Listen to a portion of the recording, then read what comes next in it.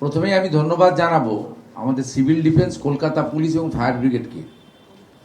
তারা যদি quick rescue local লোকেদের নিয়ে না করতেন তাহলে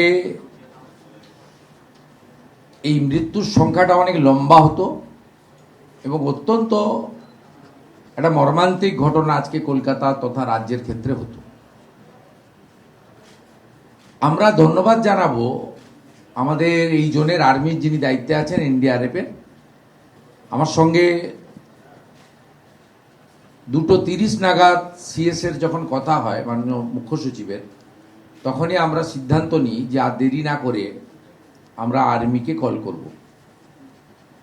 প্রসেস কমপ্লিট হওয়ার আগেই তারা কিন্তু আর্মিকে এবং এনডিআরএফকে পাঠিয়ে দেন। 1 ঘন্টার মধ্যে তারা 3:15-20 থেকে পুরো রেস্কিউ অপারেশনে হাত লাগান।